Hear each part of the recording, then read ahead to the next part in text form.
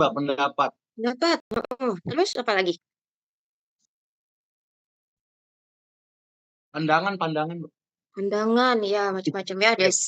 apa terkait dengan sikap kita, perasaan kita itu adalah opini. Kalau fakta Yang benar-benar terjadi. yang yang terjadi terjadi. lagi. Kalau saya bilang Humas B ada berapa? 44 siswa. Itu opini atau fakta? Fakta. Fakta. Sama. Fakta, karena itu memang begitu, memang apa adanya, memang itu yang terjadi saat ini. Tapi kalau saya bilang kelas Humas B adalah mahasiswa yang rajin, Opini, Mbak. opini. Jadi nggak pede ya, Gi ya. Oke. Jadi ini ya bedanya ya teman-teman ya. Kalau kita bicara fakta, pasti itu adalah kejadian yang bisa dibuktikan kebenarannya. Tapi kalau opini belum tentu dan tidak bisa dibuktikan kebenarannya. Mungkin saja dari opini itu menjadi fakta as long as kita punya bukti ilmiah gitu ya. Jadi biasanya ada tindak lanjut dari opini seseorang, kemudian kita coba untuk kembangkan melalui penelitian dan akhirnya jadilah fakta. Itu bisa. Jadi saya ulang, yang namanya opini itu kan memang belum bisa dibuktikan kebenarannya, tapi ke depannya dia bisa menjadi fakta kalau ada uji ilmiah, gitu ya. Jadi di sini nih ada pengujian. Kalau yang namanya opini kan juga subjektif ya, teman-teman ya. Jadi siapapun tuh bisa bilang, tadi saya bilang Humas B adalah anak-anak yang rajin-rajin semua. Tapi mungkin saja dosen lain tidak sependapat gitu ya. Mungkin saja dosen lain punya pandangan yang berbeda, perspektif yang beda tentang Humas B ini. Jadi memang sifatnya sangat-sangat unstable ya, tidak stabil ya, karena masing-masing punya pandangan yang berbeda. Kemudian juga ketika saya bicara soal jumlah humas ada 44 di Humas B ini, saya punya bukti loh gitu. Saya berani gitu ya mempertanggungjawabkan apa yang saya katakan. Karena ketika dihitung di dalam kelas pun memang ada 44. Ketika saya masuk ke siak atau emas, saya juga melihat ada 44. Jadi kita bisa melihat ada bukti akurat yang kita dapatkan di situ. Dan kita bisa tunjukkan ke orang bahwa ini memang benar. Dan diakui. Tadi kan semua teman-teman sepakat. Kalau Humas B itu memang ada 44 kan. Artinya memang ada konsensus di situ. Tapi lain halnya kalau saya tadi bilang ada mahasiswa B ini rajin semua, mungkin tidak semuanya mengakui gitu ya. Kalau kita self assessment ya mungkin semua ngakuin kali ya, iya aku rajin gitu. Tapi kan mungkin ketika saling menilai satu sama lain, oh enggak, si B enggak rajin kok gitu. Jadi tidak semuanya bisa mengakui. Sama halnya kayak cuaca. Kalau saya bilang cuaca hari ini 26 derajat Celcius, itu opini atau fakta? Fakta. Fakta ya. Hari ini saya baru cek eh, weather forecast, kemungkinan akan hujan lagi nih teman-teman ya. Jadi hati-hati ya, jaga kesehatan ya. Dan sebenarnya hari ini juga lagi sedih ya teman-teman saya ya, karena teman-teman saya jurnalis TV One ada dua tuh ya yang wafat gara-gara kecelakaan Meninggal. kemarin. Jadi a little bit mellow hari ini saya, jadi agak sedih banget gitu ya. Jadi ya mohon doanya ya teman-teman karena itu teman-teman baik semua, campers ya dua-duanya dan Pak Sunarji juga drivernya TV One tuh juga udah 15 tahun kerja. Dan memang ya saya bersaksi ya anak teman-teman ini adalah orang-orang baik gitu ya dan lucu, anak-anaknya anak humoris gitu ya. Jadi ya, dan mohon doanya ya teman-teman ya. Oke lanjut ya. Ketika saya, oke di sini ada yang orange, kemudian juga ada yang kuning, gitu ya. Kalau yang pernyataan pertama, yang opini dan yang fakta, yang mana? Kalau yang ini yang mana nih? Merah, Disebut. merah fakta, kuning opini. Oke, Yang merah fakta, kuning opini. Oke, benar ya. Jadi memang Soekarno ini adalah proklamator yang terus memang sudah digoreskan gitu ya secara fakta sejarah memang seperti itu gitu. Tapi ketika ngomongin tegas dan pamrih, kalau kita sudah bicara soal kata sifat, itu biasanya masih bersifat opini ya, teman-teman ya. Kecuali memang ada survei yang membuktikan itu, nah itu bisa kita pertanggungjawabkan sebagai fakta gitu ya. Dan itu pun sebenarnya nggak bisa kita generasiin misalnya satu negara gitu ya, bisa jadi itu pendapat kalangan tertentu. Kalau yang pernyataan kedua, mana yang opini, mana yang fakta? Yang merah opini, Yang yang kuning fakta. Iya. Tsunami pada 26 Desember 2005, iya itu benar ya teman-teman ya. Memang saat itu terjadi tsunami Aceh berapa Richter ya waktu itu ya, 6,7 atau 7 berapa gitu ya. Yang memang sungguh dahsyat ya, tidak hanya terjadi di Aceh tapi juga sebagian besar di wilayah Asia. Dan ini adalah prediksi-prediksi gitu ya, yang sekarang tuh makin serem teman-teman ya. Kita ngelihat cuacanya sangat-sangat ekstrim. Kita hari ini mungkin bisa panas banget ya, tapi nanti sore itu mungkin bisa hujannya tuh sampai badai, sampai banyak banjir, kemudian banyak korban juga. Jadi memang kemungkinannya tuh eh, ada. Tapi ketika dia bicara soal terulang kembali, itu sifatnya masih opini ya. Dan itu juga ya mungkin bisa bisa bisa ada simulasi ya, atau kajian terkait hal ini. Tapi memang ini baru dugaan yang sifatnya mungkin masih opini. Kalau yang nomor 3, Yang merah fakta, yang kuning opini. oke. Kalau yang nomor yang merah ini adalah fakta karena kita memang sudah buktikan dari sensusnya BPS. Kemudian kalau yang ini adalah satu opini atau pendapat mungkin dari tokoh tertentu gitu ya. Mungkin kalau memang semua orang bisa berpendapat ya, tapi ya teman-teman ya, teman-teman pun bisa berpendapat gitu ya. Tapi memang biasanya kalau itu lahir dari seorang tokoh gitu ya, atau akademisi, itu mungkin kemungkinannya akan bisa lebih kuat ya opini tersebut ya. Lagi kemudian dia didukung dengan fakta. Kemudian, nah kalau yang nomor terakhir, mana yang opini, mana fakta? Kuning fakta, Mbak. Oke, kalau yang merah adalah opini. Ya, karena ini memang tertulis di undang-undang ya. Jadi teman-teman bisa membuktikan dia itu fakta atau opini, kita bisa lihat dari regulasi yang mengatur. Kalau memang dia sudah ada di aturan, di undang-undang, di Perpu, di Kepres, semuanya itu adalah bentuk fakta. Gitu. Paham ya sampai sini ya teman-teman ya? Nah, mengapa kita penting ya untuk bisa membedakan opini dan fakta? Jadi hati-hati ya teman-teman sebagai humas harus bisa menelaah nih mana sesuatu yang memang diungkapkan sebagai asumsi atau opini atau fakta. Karena tugas teman-teman itu akan berat ke depannya. Karena kalian eh, apa namanya amanah gitu ya untuk menyampaikan informasi, untuk membentuk reputasi dan kalian tidak boleh menjadikan opini sebagai landasan gitu ya. Tetap harus ada fakta karena kita mengedepankan rasionalitas. Dan pertama, kita bisa dengan membedakan opini dan fakta itu melatih kita untuk berpikir kritis ya. Jadi sekarang kalau teman-teman banyak informasi hoax gitu ya, ada informasi misinformasi, ada disinformasi, kita bisa langsung langsung cepat tanggap gitu ya. Jangan semua-semua kita terima itu sebagai sebuah fakta. Ini tuh bahaya ya. Sekarang saya anggap ini adalah situasi darurat ya. Karena semua orang langsung percaya dengan apa yang disajikan di media sosial atau kemudian di media mainstream lainnya gitu ya. Teman-teman harus cross check gitu ya. Teman-teman harus tidak hanya double check, saya pikir kita perlu triple check. Bahkan kalau bisa 5 kali cek itu harus dilakukan. Karena kalau kita menggunakan opini, apalagi kemudian opini tersebut itu sesat, itu akan sangat bahaya buat kelangsungan organisasi yang kalian wakili nantinya. Kemudian mendukung komunikasi persuasif. Nah ini yang tadi saya bilang, kalau teman-teman sebagai humas harus melakukan persuasi, teman-teman kan butuh fakta ya untuk disajikan. Ketika kalian bilang bahwa, oke, si Aldi Taher memang layak untuk dipilih sebagai calon legislatif misalnya, kan perlu ada fakta dong, perlu ada data dong untuk membuktikan ke masyarakat bahwa, oh dia memang deserve ya, dia memang layak untuk dipilih. Kalian tinggal cari aja tuh data-data yang bisa mendukung gitu, kalian matching-matchingin. Karena kalau nggak ada data, orang akan bilang, ya iyalah dia ngomong kayak gitu, orang dia tim sesnya, gitu kan.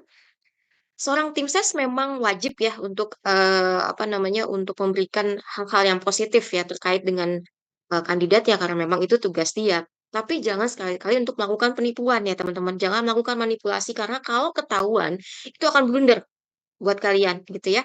Jadi ketika teman-teman paham apa teman-teman menjadi tim ses kemudian kalian ketahuan telah melakukan satu kampanye yang sifatnya negatif, kemudian kalian juga melakukan manipulasi, itu justru ada masalah trust di situ yang nantinya dampaknya akan jauh lebih besar terhadap klien kalian gitu. Jadi sebaiknya kalian mungkin bisa melakukan strategi dengan melakukan strategi pesan yang lebih atraktif, kemudian juga melakukan pembentukan pesan yang lebih fun gitu ya untuk menarik perhatian audiens daripada melakukan manipulasi data gitu. Itu nomor dua. Nah, pengambilan keputusan ini juga penting. Jadi ketika kalian mau ngambil keputusan A atau B gitu ya, pasti kan kalian nggak bisa berdasarkan opini aja.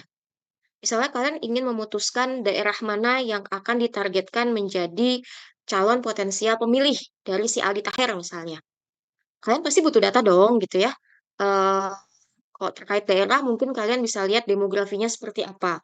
Oh ternyata daerah tersebut cocok nih kayaknya karena pemilihnya atau demografi di situ kebanyakan rata-rata Gen Z. Ya mungkin Aldi Taher ini cocok ya karakternya dengan eh, calon pemilih dari milenial atau zilenial bahkan gitu ya. Zilenial bukan belum milih ya biasanya ya, berarti biasanya milenial ya teman-teman ya. Nah, di situ kalian bisa memilih tuh melalui basis data yang kalian punya. Jadi itu sangat penting untuk pengambilan keputusan. Lalu, nah ini adalah bentuk opini. Jadi opini itu tidak hanya disampaikan secara lisan ya, teman-teman ya, tapi juga bisa tulisan, even gestur pun juga bisa kalian jadikan sebagai bentuk opini.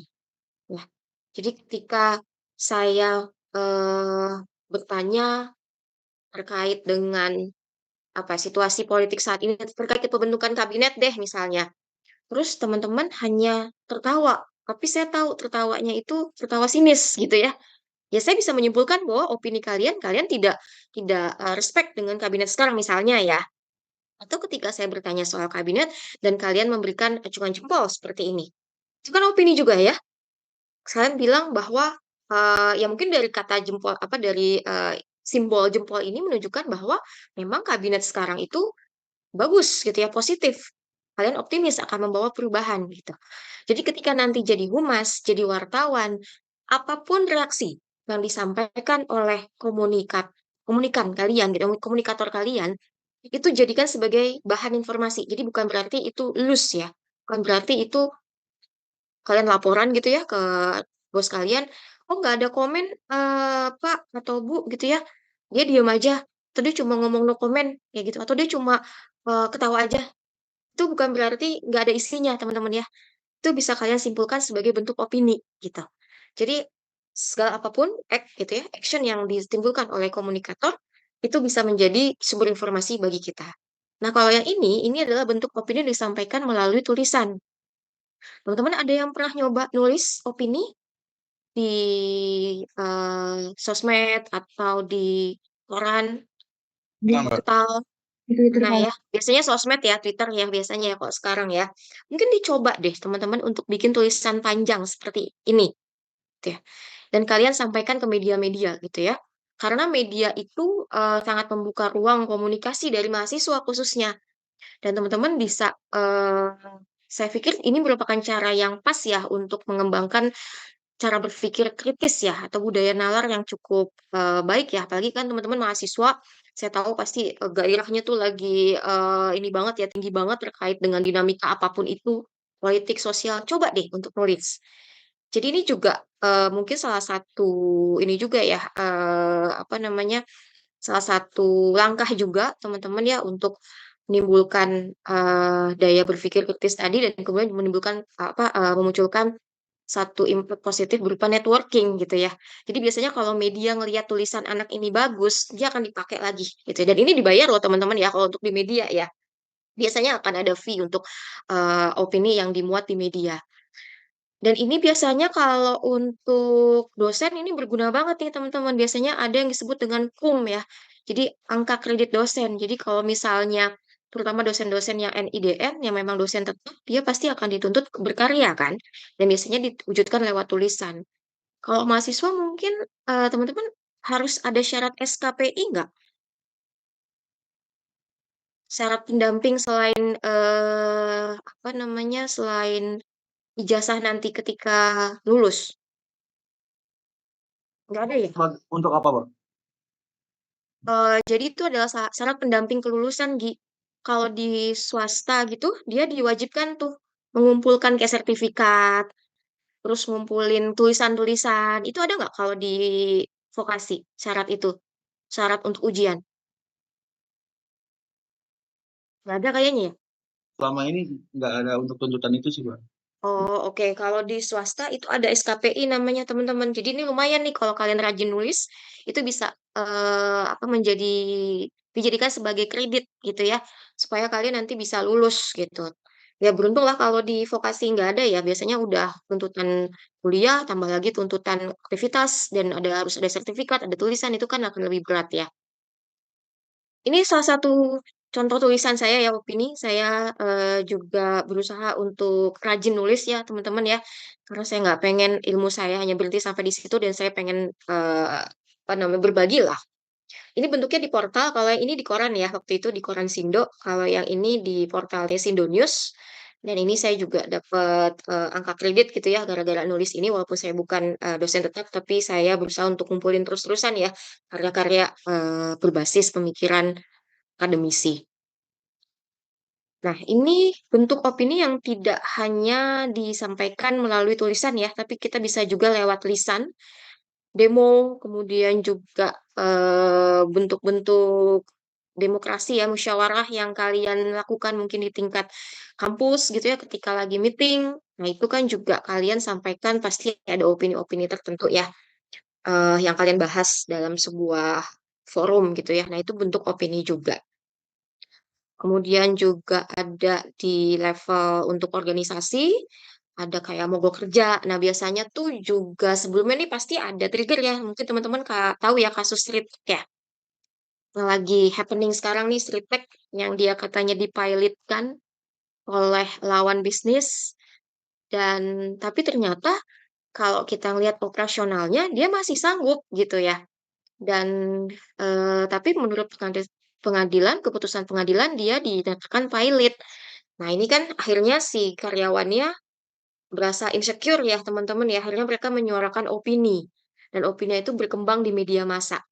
Jadi mereka berharap supaya pemerintah segera menyelesaikan kasus Ritek ini, karena memang puluhan ribu ya ternyata ya karyawannya nih, teman-teman. Jadi kalau memang sampai ditutup, kita nggak tahu lagi deh gimana ya, karena lapangan kerja kan kalau kita lihat di media itu katanya sulit ya, dan PHK di tahun 2024 ini, khususnya di Oktober itu sudah sampai 24.000 sekian deh kalau nggak salah pekerja yang kena PHK gitu ya. Nah, pembentukan opini terkait dengan kebutuhan untuk lapangan kerja ini menjadi sangat penting ya, karena opini itu nantinya bisa berfungsi untuk sebagai daya tekan ya, teman-teman ya, untuk pemerintah mengambil kebijakan. Nanti kita akan bahas tentang tujuan pembentukan opini. Oke, sampai sini ada yang mau tanya, teman-teman? Oh, Mbak, Teman? pengen tanya, Nggak. kalau Mbak nulis gitu, ada kayak kata menurut saya nggak sih, Mbak? Sebagai untuk opini gitu, menurut saya. Oh, kata-kata pengemasan ya? Nggak ada, Gi. Jadi kita Hmm. menganggap bahwa apa yang disampaikan di semuanya itu, di dalam satu tulisan itu adalah sudah menurut saya.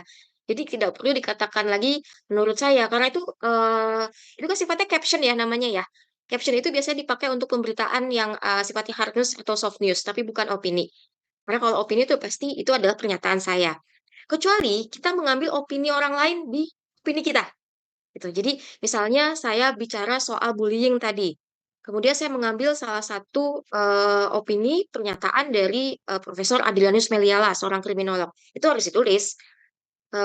Menurut apa namanya pendapat Profesor Adrianus, dia bilang bahwa community development menjadi hal yang penting untuk menghadang kasus.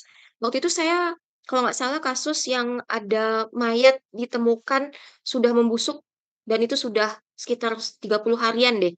Jadi saya bilang kalau saya menyuarakan bahwa pentingnya hidup apa bertetangga gitu ya. Jadi bertetangga tuh harus saling care, saling aware gitu ya. Itu disebut dengan community development. Nah, saya didukung dengan pernyataannya Pak Prof. Adrianus. Nah, itu saya bilang ada opini juga dari Adrianus yang mungkin menguatkan pernyataan saya. Seperti itu, Gi, bentuknya. Ya, Thank you, Mbak. oke. Terus yang berikutnya nih soal sikap ya, teman-teman ya. Jadi kalau kita bicara soal sikap, di sini bisa kita artikan bahwa sikap itu sebagai sebuah reaksi ya, atau respon yang muncul dari individu terhadap suatu objek. Jadi mungkin ketika teman-teman saya sebut dengan istilah korupsi, teman-teman nih sepertinya sudah punya sikap kan pastinya gitu ya. Ada yang sikapnya, oke kita punya sikap terhadap korupsi ini anti korupsi. Kita fight untuk memberantas korupsi. Kita semuanya pokoknya say no to corruption kayak gitu ya. Itu sikap ya teman-teman ya. Atau mungkin ketika saya bicara soal konteks yang lebih ringan kayak makanan sehat ya di sini saya mencontohkan, mungkin teman-teman juga udah punya sikap. Ada yang pro dengan makanan sehat atau mungkin ada yang kontra karena mungkin berasa kalau makanan sehat itu kan kurang enak ya, kurang ada taste-nya gitu ya. Nah, itu mungkin teman-teman bisa sudah terbentuk tuh di pikiran teman-teman dan itu namanya sikap. Dan sikap itu belum masuk ke perilaku ya teman-teman ya. Mungkin kemarin saya juga ngejelasin soal kognitif, afektif, dan perilaku ya. Jadi kalau yang kognitif itu levelnya masih di level pengetahuan aja. Jadi misalnya terkait korupsi, ya mungkin kalian sudah tahu soal korupsi. Oh, korupsi itu adalah bentuk penyelewengan yang dilakukan oleh seorang tokoh gitu ya, white collar crime gitu ya, kejahatan kerah putih. Dan ketika kalian masuk ke dalam level afektif, itu sudah bisa membedakan mana yang kalian suka dan mana yang kalian tidak suka terkait dengan objek itu. Misalnya terkait korupsi, kalian sudah bisa memutuskan, saya akan menolak atau saya justru akan mendukung. Itu masuk ke dalam level sikap. Dan di sini juga kita pastikan semua orang pasti punya sikap terhadap objek tertentu ya teman-teman ya. Dan teman-teman juga pastinya sikap itu terbentuk dari berbagai macam faktor ya, mungkin dari lingkungan keluarga, kemudian juga dari lingkungan sosial atau mungkin dari media massa. Itu sangat-sangat variatif ya pencetus sikap itu gitu. Dan ketika mungkin berhadapan dengan pelaku korupsi, kalian bisa bisa dapatkan pembentukan sikap kalian itu bisa kalian terima mungkin dari media gitu ya, dan kalian tahu betapa banyak korban gitu ya dari pelaku korupsi ya mungkin memang korbannya itu tidak secara langsung secara fisik ya, tapi kita bisa bisa mendapatkan impact dari para tokoh gitu ya, pejabat-pejabat yang korupsi itu karena sifatnya merugikan negara ya teman-teman, sampai triliunan bahkan. Kemudian saya lupa yang Harvey Mois itu kayaknya sampai triliunan ya teman-teman ya. Harvey Mois teman-teman tahu kan kasusnya? Tahu Mbak. 27. Mm-mm. Tahu. Berapa? Yang 271. Oh ya 271 triliun. Nah, itu parah banget ya 271. Dan dia sudah melakukan korupsi itu dari tahun 2015 atau 16 gitu ya, si siapa suaminya Sandra Dewi apa Dewi Sandra ya, aku lupa. Sandra Dewi, Mbak. Sandra Dewi ya, bukan Dewi Sandra ya. Nah, dari situ kan sebenarnya ada kerugian negara triliunan dan itu impactnya akan ngaruh kita karena ada gerusan terkait dengan anggaran ya di kita ya, yang mungkin sebenarnya bisa dipakai untuk kepentingan publik gitu ya, tapi kemudian karena dipakai untuk pribadi itu jadi ya mempengaruhi secara ekonomi, kemudian juga mungkin akan timbul kemiskinan, pengangguran, dan itu akan menimbulkan snowball effect ya teman-teman ya, multiplier effect. Jadi ada efek satu nanti berakibat ke efek-efek lainnya gitu ya. Itu salah satu makanya disebut extraordinary crime ya teman-teman ya, kata namanya korupsi, kejahatan luar biasa. Sama jahatnya kayak narkoba dan terorisme itu korupsi masuk ke extraordinary crime kategorisasinya ya kalau di kriminologi. Gitu.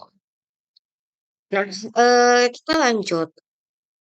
Terus apa hubungannya sikap sama opini? Saya coba buat ya, startnya nih dari sikapnya dulu gitu ya. Ketika kita sudah punya sikap, biasanya sikap kita itu akan kita keluarkan melalui opini. Dan lagi-lagi opini tidak hanya disampaikan secara lisan ya teman-teman ya, bisa tulisan dan juga bisa dalam bentuk ekspresi ya, melalui gestur. Dan rata-rata sih nyambung ya, walaupun nanti kita lihat apakah ke perilakunya juga nyambung. Jadi misalnya kayak tadi, ketika teman-teman sudah punya sikap anti korupsi, teman-teman akan beropini bahwa ketika ditanya nih sama media atau ketika dalam diskusi forum, kalian akan bilang, ya saya adalah orang yang sangat anti korupsi dan saya menentang semua kebijakan-kebijakan yang sifatnya korup gitu ya. Kemudian saya sangat mendukung transparansi, akuntabilitas, yang kayak gitu tuh kalian pasti akan mengeluarkan statement-statement seperti itu gitu ya. Atau ketika kalian mendukung soal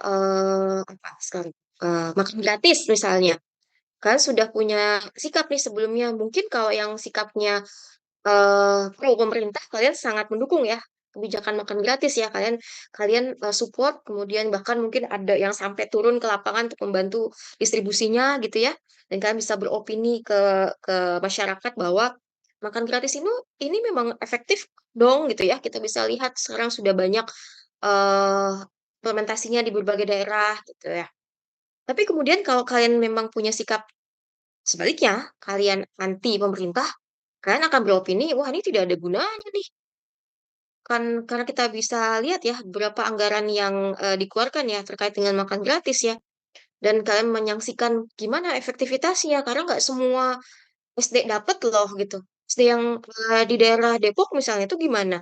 Kok nggak semuanya dapat gitu ya? Ada diskriminasi dong kayak gitu.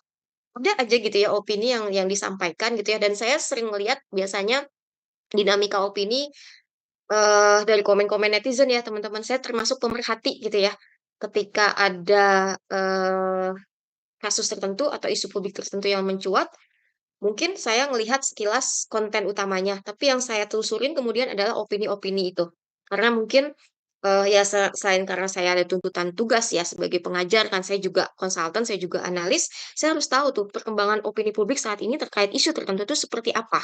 Dan itu yang harus kalian lakukan juga ketika kalian nanti menyandang posisi sebagai humas gitu ya.